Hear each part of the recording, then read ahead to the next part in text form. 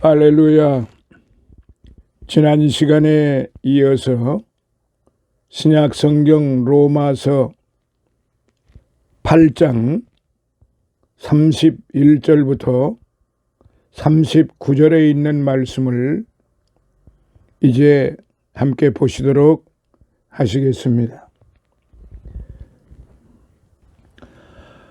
그런즉 이 일에 대하여 우리가 무슨 말 하리요?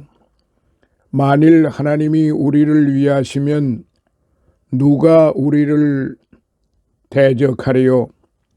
자기 아들을 아끼지 아니하시고 우리 모든 사람을 위하여 내어주신 이가 어찌 그 아들과 함께 모든 것을 우리에게 은사로 주지 아니하시겠느냐? 누가 능히 하나님의 택하신 자들을 송사하리요? 의롭다 하신 이는 하나님이시니 누가 정죄하리요? 죽으실 뿐 아니라 다시 살아나신 이는 그리스도 예수시니 그는 하나님 우편에 계신 자여 우리를 위하여 간구하시는 자신이라. 누가 우리를 그리스도의 사랑에서 끊으리요? 환난이나 곤고나 핍박이나 기근이나 적신이나 위험이나 칼이랴. 기록된 바 우리가 종일 주를 위하여 죽임을 당케 되며 도살할 양같이 여김을 받았나이다 함과 같으니라. 그러나 이 모든 일에 우리를 사랑하시는 이로 말미암아 우리가 넉넉히 이기느니라. 내가 확신하노니 사망이나 생명이나 천사들이나 권세자들이나 현재일이나 장래일이나 능력이나 높음이나 깊음이나 다른 아무 피조물이라도 우리 주 그리스도 예수 안에 있는 하나님의 사랑에서 끊을 수 없으리라. 아멘. 오늘은 지난 시간에 이어서 이제 39번째 39강을 시작하도록 하겠습니다. 지난 시간에 오늘 그 31절부터 39절에 대한 강의를 시작하기 전에 지난 시간에 말씀드렸던 26, 27 절에 있는 그 말씀을 다시 한번 좀 되돌아보는 시간이 되겠습니다. 26절, 27절 보면은 이와 같이 성령도 우리 연약함을 도우시나니 우리가 마땅히 빌 바를 알지 못하나 오직 성령이 말할 수 없는 탄식으로 우리를 위하여 친히 간구하시느니라. 27절이요. 마음을 감찰하시는 이가 성령의 생각을 아시나니 이는 성령이 하나님의 뜻대로 성도를 위하여 간구하심이니라는 말씀을 다시 한번 살펴보도록 하겠습니다. 여기 26절에 이와 같이로 시작을 하는데 이와 같이라는 말은 그 앞 문맥의 어떤 사실과 관련됨을 가리키지요. 그 사상은 이렇습니다. 장차 나타날 영광의 소망과 기대는 하나님의 백성들을 현재의 고난과 탄식 가운데서도 능히 보존해 주신다는 것입니다. 전체적으로 볼 때 18절로부터 25절 속에 말이에요. 그래서 이와 같이 성령께서 우리의 연약함을 도우신다.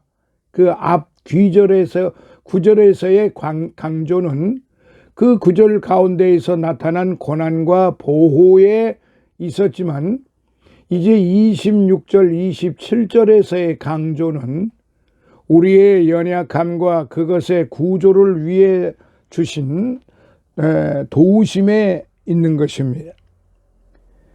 소망이 고난 가운데 있는 우리를 보호 유지해 주듯이 성령께서도 우리의 연약함을 도우신다는 말씀이에요. 여기에서 연약함이라고 하는 그 말 자체는 포괄적인 말로서 이 생에서의 우리를 특정짓는 전역에 걸친 연약을 전부 포괄할 수 있습니다. 여기 나타난 연약은 기도의 문제에만 제한된다고 상상할 필요는 없어요. 그러나 우리가 마땅히 빌 바를 알지 못한다는 말은 우리는 연약함에 처해서 얼마나 무기력한 것인가를 말해주고 있으며 또 성령에 의해 제시된 특수한 종류의 도움의 기초를 놓는다는 것을 뜻하는 말씀이지요.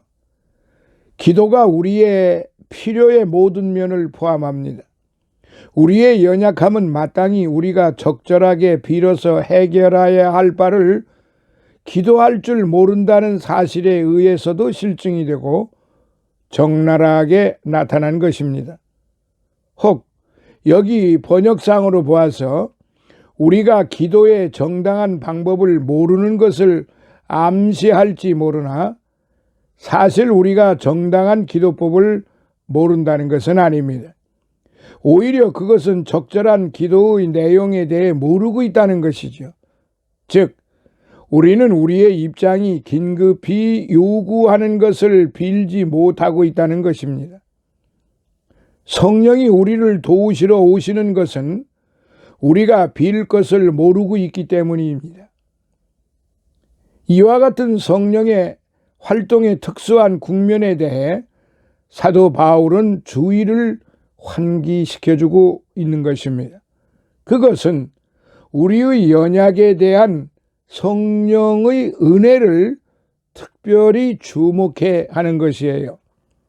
이 은혜는 성령이 말할 수 없는 단식으로 우리를 위하여 친히 간구하시는 사실에 있는 것이죠. 여기에서 몇 가지 사실을 우리는 좀 고려해야 합니다.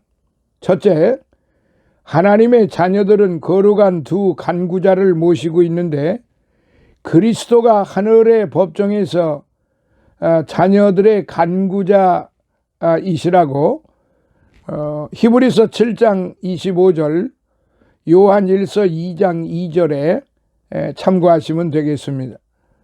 그리고 또한 성령께서 자녀들의 마음의 한 복판에서 그들의 간구자이시다는 것이죠.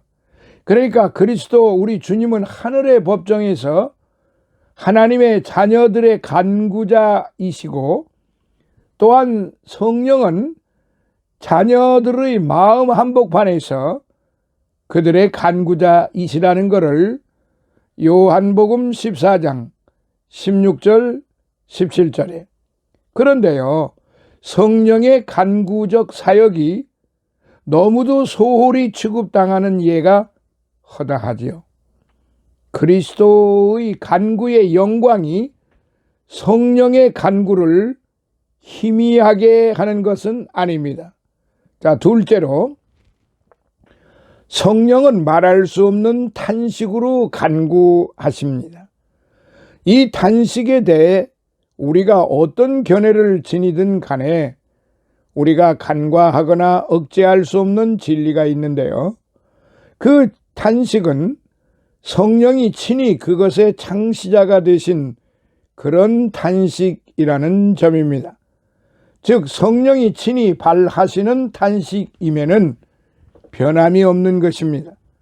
이런 탄식은 성령께서 간구를 표하시는 구체적인 방법입니다. 그런 탄식은 성령의 간구의 내용을 정의하고 있습니다. 그 탄식은 성령에 의해 창조되고 또 성령에 의해 나타난 것이라는 말만으로는 족하지 않습니다.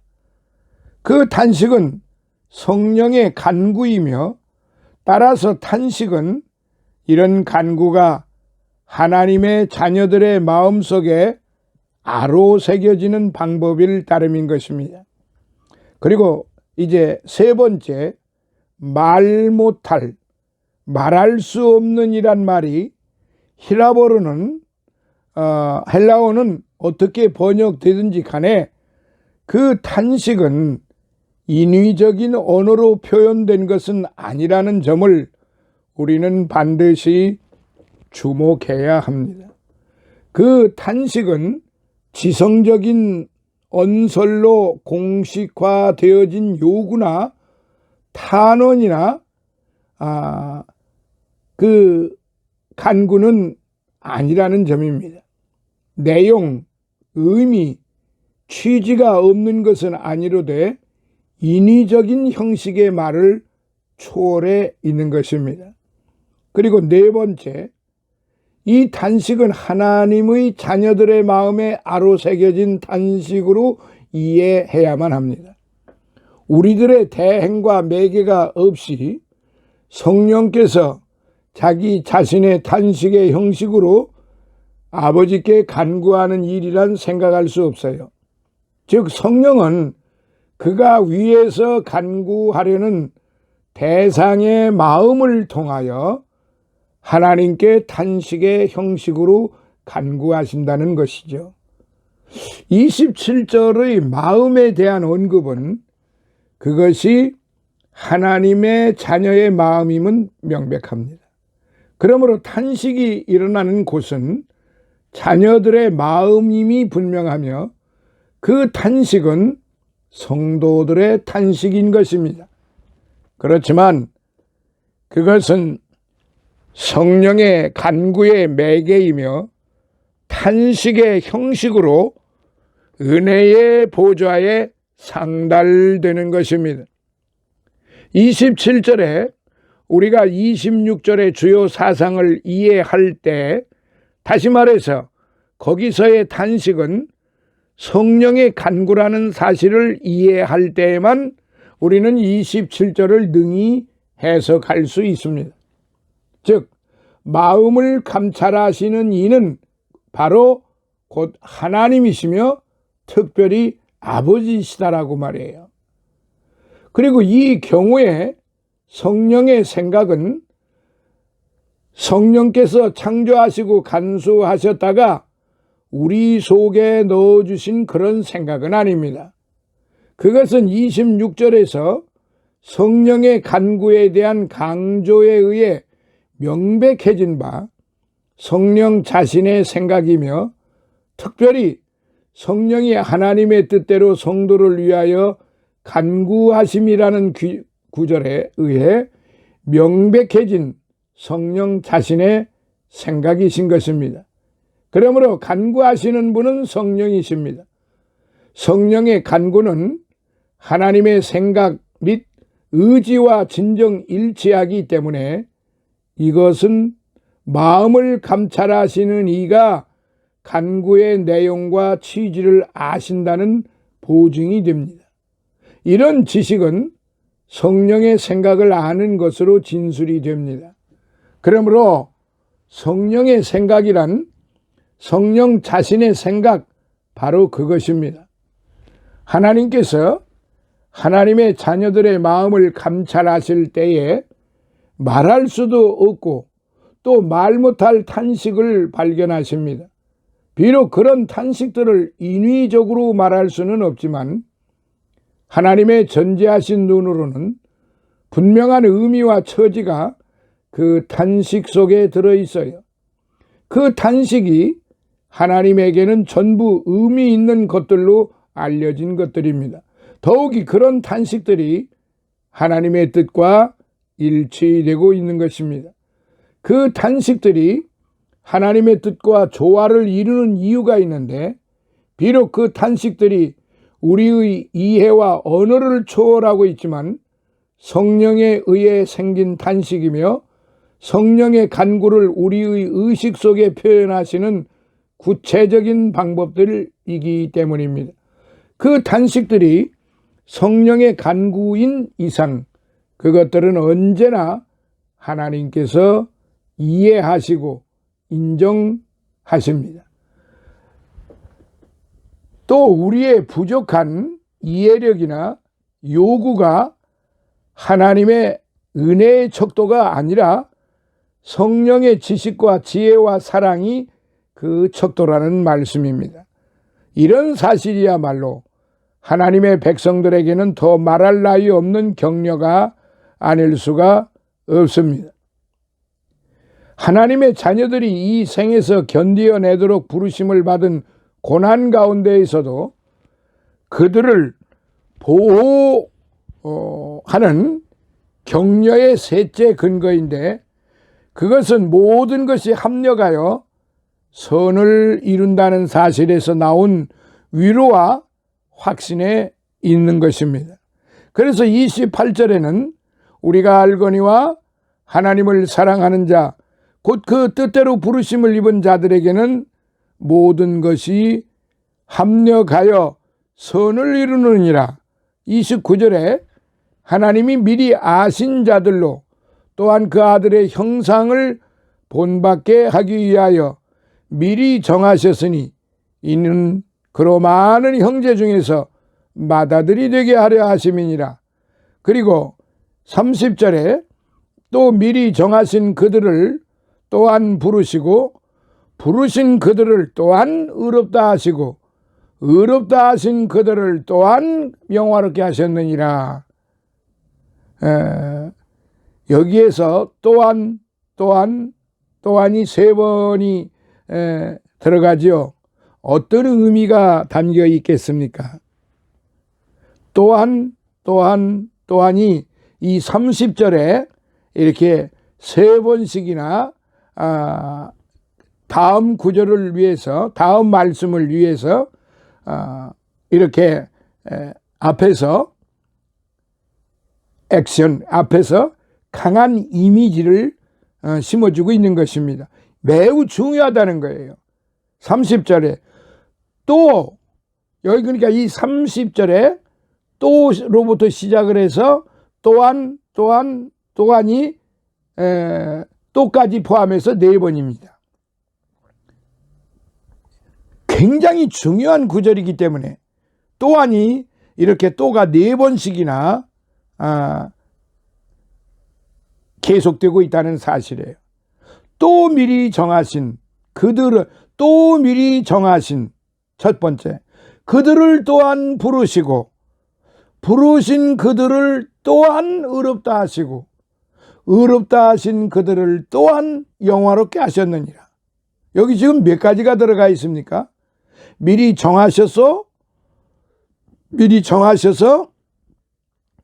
그들을 부르시고 부르신 그들을 의롭다 하시고 의롭다 하신 그들을 영화롭게 하셨다 이 말이에요. 이거를 강조하시기 위해서 또한이 연거푸 들어갔다는 사실. 그래서 우리가 말씀을 보실 때 그 말씀이 내게 살아 움직이게 하기 위해서 나의 어떠한 그 재능으로 성경을 보고 깨달아지는 게 아니라 성령께서 이렇게 도우신다는 거죠. 성령께서 이렇게 말씀으로 우리와 함께 하실 뿐만 아니라 우리 안에 내주하실 뿐만 아니라 우리의 그 연약한 믿음을 위하여 이렇게 강력한 메시지를 주시고 계시는 사실을 오늘 우리가 깨달아야 할 것입니다. 자, 오늘 이 말씀 이제 31절로부터 시작하는 이 말씀 이제 한번 살펴보도록 하겠습니다. 하나님께서 믿음으로 그리스도의 구원관에 들어와셔서 그리스도 안에 거하는 그리스도인들을 정죄하지 않으시고 죄와 사망의 법에서 해방시켜 그리스도인으로서 하나님의 자녀가 되게 하셨지요. 그뿐만이 아니에요. 하나님의 뜻대로 부르심을 입은 소명자들은 모든 것이 합력하여 선을 이루는 축복도 누리게 된다는 것이죠. 제가 지금 방금 말씀드린 대로 30절 요 앞절을 보면은 제가 미리 정하셨고 또한 부르셨고 그리고 부르신 그들을 의롭다고 하셨고 의롭다 하신 그들을 영화롭게 하셨다는 말씀을 아주 강하게 말씀을 드렸죠. 자, 오늘 여기 31절로부터 39절 속에 나타나는 말씀, 그 큰 첫 번째 1절로부터 34절에 있는 말씀인데요. 승리의 생활의 원리, 승리 생활의 원리입니다. 하나님께 대하여 대항했던 인간의 전적인 무능력으로 사람이 비록 믿음으로 영혼의 구원은 받았으나 역시 육적인 자아의 옛 사람의 영향이 크기 때문에 스스로 영적인 사역에서 능력 있는 생활을 할 수 있게 되기는 힘든 것이 사실입니다. 그러므로 하나님의 도우심만이, 성령님의 도우심만이 참된 영적인 승리의 비결이라는 말씀입니다. 자, 작은 첫 번째 31절로부터 32절 하나님의 위하심. 사람이 하나님 앞에 설 수 있었던 것은 자신의 지혜나 능력으로 이루어진 것이 아닙니다. 영적인 신앙의 역사는 처음부터 하나님의 일방적인 은혜의 역사였다는 사실을 성경의 말씀의 증거와 그리스도인들이 신앙 체험을 통하여 확실히 알 수 있게 됩니다. 하나님의 계시적인 역사가 영적인 맹목자들의 안목을 열게 하여 자신의 죄를 회개하고 예수님을 구세주로 영접하여 하나님의 자녀의 길로 인도하여 주셨습니다. 그뿐만이 아니에요. 그리스도인들이 모든 생활이 모든 것이 합력하여 선을 이루고 마침내 의와 성화의 과정을 거쳐 영화의 단계까지 이르게 하신 것입니다. 이렇게 구원받은 하나님의 자녀들의 신앙생활의 첫 출발부터 하나님께서는 성령으로 역사하셔서 오늘에 이르도록 인도하셨기 때문에 세속 세상과 자신 속의 육적인 자아인 옛사람과 싸워 이기는 생활을 할 수 있는 것입니다. 사람이 자신의 지혜나 능력에 의하여서가 아니라 처음부터 하나님이 함께 하시는 역사가 영적인 대적 사단의 방해를 물리치고 성숙하도록 성장할 수 있었습니다. 그러므로 사도 바울은 모든 이론을 패하고 하나님이 우리를 위하시면 누가 우리를 대적하리요라고 31절에 그렇게 장담하였던 것입니다. 그러니까 여기서 말하는 장담이라는 말은 오늘 우리 기독교 용어로 확신이라는 말로도 되겠지요. 하나님이 우리와 함께 하시면 대적할 자가 없다는 확신을 가질 수 있던 이유에 대하여 자기 아들을 아끼지 아니하시고 우리 모든 사람을 위하여 내어주시니가 어찌 그 아들과 함께 모든 것을 우리에게 은사로 주지 아니하시겠느냐. 마태복음 6장 33절에 약속해 주신 것이라고 증거하였습니다. 이렇게 천지 만물을 창조하신 창조주이시며 모든 피조 세계에 대한 절대 주권자이시며 역사의 주관자이신 하나님께서 친히 위하시는 역사하심에는 누구도 대적할 수 없을 뿐만 아니라 그 은혜가 너무 풍성할 수밖에 없다는 것입니다. 그러므로 믿음으로 구원받은 사람은, 그리스도인들은 자신의 제한된 지혜와 능력에 의존하는 마음을 버리고 무한하신 능력과 사랑을 베푸시는 하나님께 전적으로 의탁하는 신앙을 가지게 될 때에 비로소 모든 문제가 해결되기 시작하고 능력의 채움을 받게 되는 것입니다. 다음 시간에는 40강 40번째 시간으로 이제 같이 살펴보도록 하겠습니다. 할렐루야.